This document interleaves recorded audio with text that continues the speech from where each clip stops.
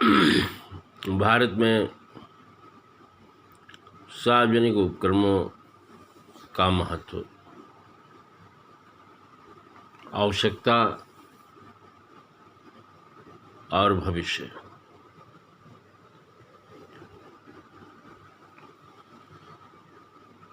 सार्वजनिक उपक्रम शासन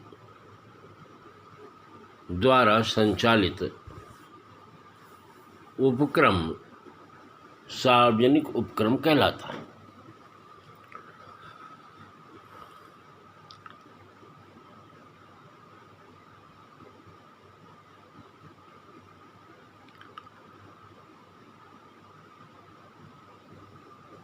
किसी भी राष्ट्र में विकास की परिकल्पना को सार्थक करने के लिए अर्थात आर्थिक विकास को गति देने के लिए जो सबसे महत्वपूर्ण घटक है वो है पहला प्राकृतिक संसाधन, दूसरा मानवीय संसाधन, तीसरा पूंजी और चौथा तकनीकी।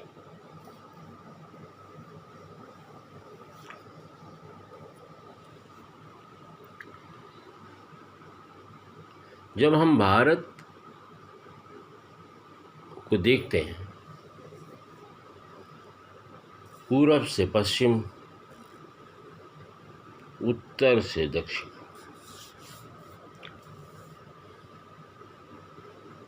कहीं पहाड़ हैं, कहीं नदियाँ, कहीं रेत है तो कहीं बॉक्साइट, कहीं सोना है तो कहीं हीरा, कहीं कोयला है तो कहीं लोहा। गंगा जैसी पवित्र नदियाँ,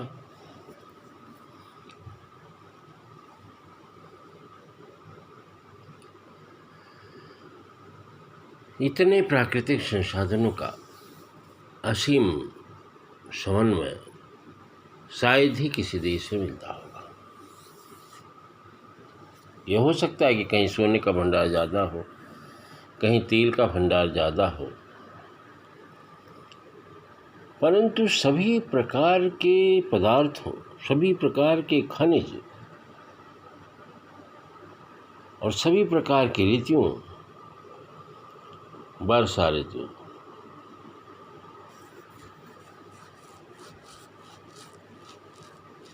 आप देखें बरसात, ठंडी और गर्मी, क्या सुंदर ऋतु है। अलग अलग प्रकार के फल, अलग अलग प्रकार की फसलें, अलग अलग प्रकार के मनुष्य, गोरे भी, काले भी, सनातन धर्मी भी, मुस्लिम भी, ईसाई भी, फ्रेंच के लोग भी, फ्रेंच की बस्तियां भी हैं। अब आप देखिए विभिन्न अलग अलग रंग रूप वाले लोग। यहाँ एक तथ्य समझना जरूरी है कि संपत्ति और संसाधन में अंतर है, और मनुष्य भी एक संसाधन है, ये बहुत स्पष्ट है।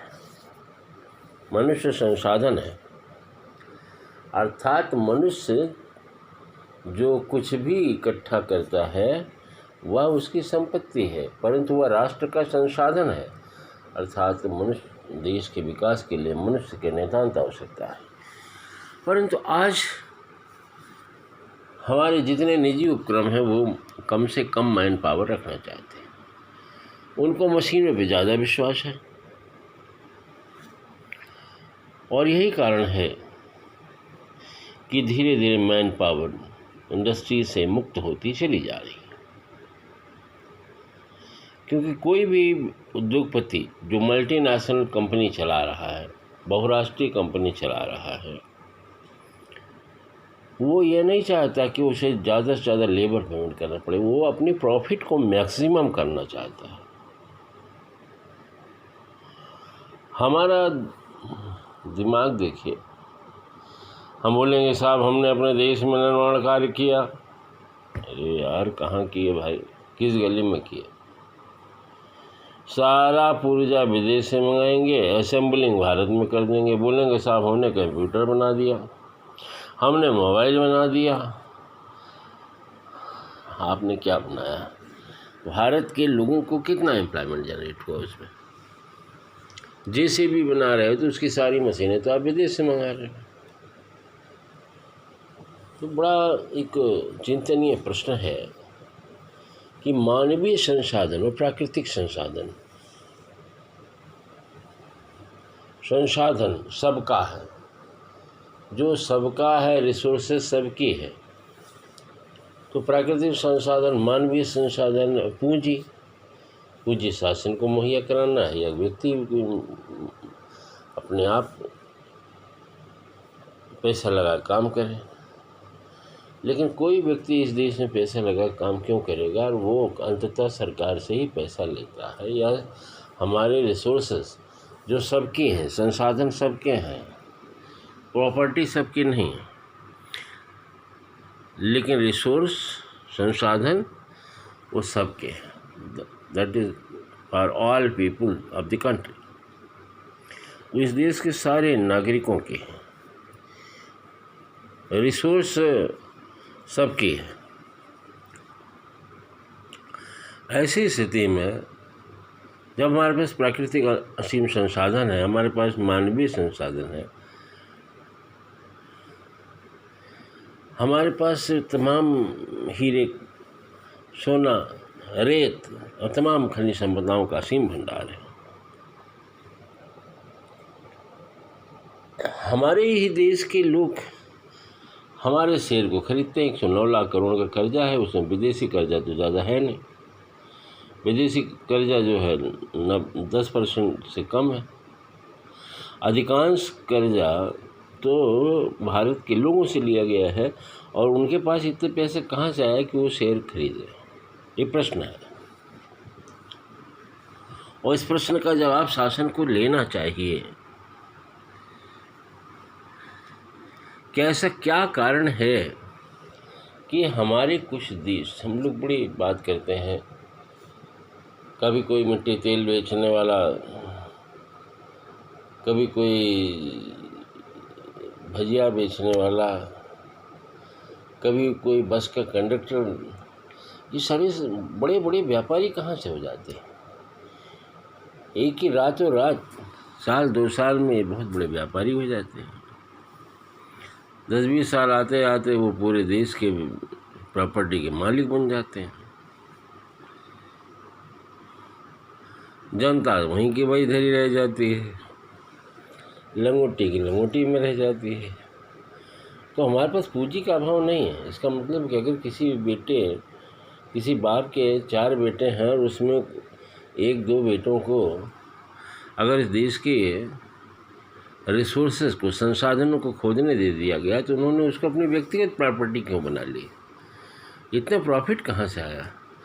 एक चिंतनीय प्रश्न है कि एक प्रोफेसर ज़िंदगी भर कमाता है, एक मकान बनाता है, एक स्कूटर खरीद लेता है, एक कार खरीद लेता है, लेकिन आप एक चीज़ बताइए कि उसी के समकक्ष वेतन पाने वाले बड़े बड़े पदों के लोग, जो तथाकथित लोग हैं, उनके पास कई हजार करोड़ की प्रॉपर्टी आ जाती है। कहाँ जाती है? एक चिंतनीय प्रश्न है। इसलिए तो मैं कहता हूँ कि हमें प्राकृतिक संसाधनों का भी जो संपूर्ण जनता का है, और इस मानवीय संसाधन जो संपूर्ण जनता है, उसके महत्व को स्वीकारते हुए मानवीय ऊर्जा को अधिकतम रोजगार देना है, और रोजगार देना है, उससे मुद्रा मार्केट में आएगी और डिमांड बढ़ेगी, और साथ में हमें पब्लिक सेक्टर रखना इसलिए ज़रूरी है कि अगर पब्लिक सेक्टर ख़त्म होगा तो प्राइवेट सेक्टर की मोनोपोली हो जाएगी और वो अपने हिसाब से रेट तय करेंगे।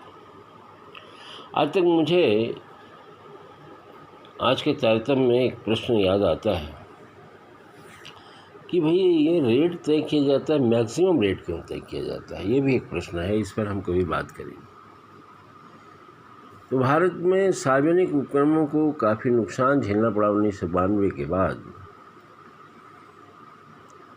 मैं ये नहीं कहता कि डॉक्टर मनमोहन सिंह साहब की कोई नीयत ख़राब रही होगी, परंतु जिस इन्वायरमेंट में व्यक्ति होता है वह उस इन्वायरमेंट के हिसाब अपने से नीचे देखना चाहता है। और हमारे देश के मजदूर परेशान हैं,